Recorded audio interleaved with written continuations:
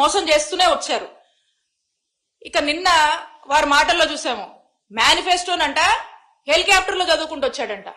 దేనిది మేనిఫెస్టోని హెలికాప్టర్లో చదువుకుంటూ రావడం ఏంటి? మేనిఫెస్టో మీకు గుర్తుండదా చంద్రబాబు నాయుడు గారు? మా నాయకుడు జగన్మోహన్ రెడ్డి గారు మేము తీసుకొచ్చినటువంటి మేనిఫెస్టో నవరత్నాలని ఏదైతే మేము చెప్పామో దాన్ని చాలా పవిత్రంగా భావిస్తారు మా జగన్ గారు. ఆ మేనిఫెస్టోనే బైబుల్ గా, ఖురాన్ గా, భగవద్గీతగా భావించి ఇది ప్రజలకు మేలు చేయాలి అని చెప్పి బలంగా నమ్మి దేవుని నుంచి కూడా ఎప్పుడు మర్చిపోలా, దేవుని నుంచి కూడా 100% ఇది ఎలా అమలు చేయాలని చెప్పి పరితపించి పనిచేశారు. ఆ విధంగానే 99% మేనిఫెస్టోని అమలు చేసినటువంటి ఘనత జగన్మోహన్ రెడ్డి గారికి దక్కుతుంది. మీరు ఇప్పుడు 2 ఏళ్ల తర్వాత హెలికాప్టర్ లో మేనిఫెస్టో చదువుకుంటూ పోవడం ఏంటంటే ఆశ్చర్యంగా ఉంది మాకు. అంటే మీకు మేనిఫెస్టో గుర్తుండదా? ఈ హామీలు మీరు ఇచ్చినాయి కదా, లేదా ఆ టైంకి అప్పటికప్పుడు లేకపోతే ఎవరితో ఉన్న స్క్రిప్ట్ లాగా అది కూడా రాపిచ్చి ఏదో జనమే కదా ఈ పిచ్చి మాటలు ఏం చెప్పినా నమ్ముతారు, మనం ఏం రాసిచ్చినా వింటారు, ఆ స్పీచ్ లో చెప్పేసామంటే అయిపోయిందని అనుకున్నారు. అప్పుడే మీరు మీ చిత్తశుద్ధి ఏంటో అక్కడే కనిపిస్తుంది. మీకు చిత్తశుద్ధి లేదని, మీకు కమిట్మెంట్ లేదని అక్కడే అర్థమవుతా ఉంది. ఇంత దారుణంగా ప్రతిసారి కూడా మీరు మోసం చేస్తూ వచ్చారు. మీ మేనిఫెస్టో మీకే గుర్తులేదు, మీరు హెలికాప్టర్లో చదువుతా ఉన్నారు. ఇక మీ అధికారులకు ఏం గుర్తుంటది? ఈ ప్రతి జిల్లాలో ఉన్నటువంటి కలెక్టరేట్ లో ఉండాల్సినటువంటి మేనిఫెస్టో కూడా మరి అది ఉందో లేదో మీకే తెలియాలి. మీకు ఏం బాధ్యత ఉంటది? మీ అధికారులకు ఏం బాధ్యత ఉంటది? ప్రజలకు ఏం డెలివరెన్స్ ఇస్తారు? మీరు ఏం గవర్నెన్స్ ఇస్తారు? మా మేనిఫెస్టో మీరు చూసినట్టయితే సీఎం కార్యాలయం దగ్గర నుంచి సచివాలయాల దాకా ప్రతి చోట, మరి ప్రతి సచివాలయం దగ్గర నుంచి, ప్రతి గ్రామ సచివాలయం దగ్గర నుంచి కూడా ప్రతి గడప వరకు కూడా మా మేనిఫెస్టోని చేర్చాము.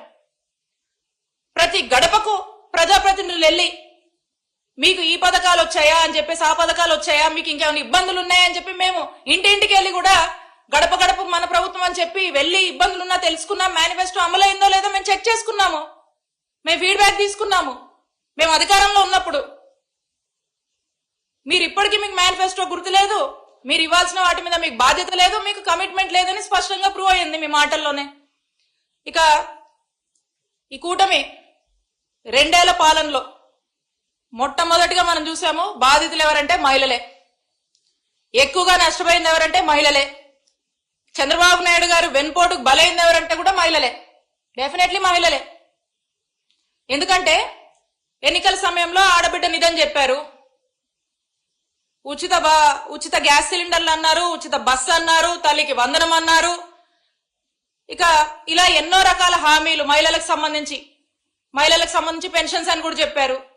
మరి ఇప్పుడు చూస్తే అవేమీ లేవు, అవి మీకు గుర్తు కూడా లేవని అర్థమవుతా ఉంది. ఇట్లాంటి మీటింగ్లకు వచ్చినప్పుడో లేకపోతే ఇంకో అప్పుడో ఏంటో మరి అవి అప్పటికప్పుడు రీడ్ చేసి అక్కడ చెప్పాలి కాబట్టి దాని మీద ఏదో ఒక స్క్రిప్ట్ తో మీరు వస్తున్నట్టు మాకు అర్థమవుతా ఉంది. సో కాబట్టి ఈ సూపర్ సిక్స్ అనేది మీరు చెప్తున్నటువంటి మాటలన్నీ కూడా సూపర్ మాయా అని చెప్పి అర్థమవుతా ఉంది. ఇక ఎన్నికల సమయంలో ఇక మీరు అవి చేస్తాం అని చెప్పి ఇష్టం వచ్చినట్టుగా మీ మేనిఫెస్టో చెప్పి ఊదరగొట్టారు. మరి ఇప్పుడు కూడా మీరు ఏ విధంగా ఊదరగొట్టారో ఇప్పుడు దానికి మీరేం సమాధానం ఇవ్వలేకపోతా ఉన్నారు. ఇక మాట్లాడితే చాలు చంద్రబాబు నాయుడు గారు ఏదేదో మాట్లాడుతూ ఉంటారు. ఇక 45 ఇయర్స్ ఇండస్ట్రీ కదా చంద్రబాబు నాయుడు గారు మీరు. ఇక మీ మాటలు ఎట్లా ఉంటాయంటే ఆ సునామీ ఎప్పుడు వస్తుందో నేను చెప్పగలుగుతానని మాట్లాడతారు, ఆ కంప్యూటర్ కనిపెట్టింది నేనే అని చెప్తారు, సెల్ ఫోన్ కనిపెట్టింది నేనే అని చెప్తారు. ఇక అదేదో ఈ మధ్యకాలం కొత్తది క్వాంటమ్ కంప్యూటర్ అంటే అది కూడా కనిపెట్టింది నేనే అని చెప్తా ఉన్నారు. మరి ఇన్ని తెలిసిన మీకు ఈ మేనిఫెస్టో మీరు ఏదైతే ప్రామిస్ చేస్తున్నారో మరి ఫైనాన్షియల్ గా ఆర్థిక పరిస్థితులు ఎలా ఉన్నాయి, ఆర్థిక పరిస్థితులను బేరీ చేసుకుంటే ఇవన్నీ ఇవ్వగలుగుతామా లేదా అని మీరు ఒక్కసారి కూడా అనలైజ్ చేసుకోలేదా, అసెస్ చేసుకోలేదా అని చంద్రబాబు నాయుడు గారిని ప్రశ్నిస్తున్నాం. కాబట్టి మాయ మాటలు ఈ అన్ని కూడా మోసపు మాటలతో నమ్మించి ప్రజల్ని నిలువునా మోసం చేస్తున్నారు. మీరా మాట్లాడుతున్నారు, సంపద సృష్టిస్తానని మాట్లాడతారు, ఏదేదో మాట్లాడుతా ఉన్నారు. మరి సంపద సృష్టిస్తామని ఇప్పుడు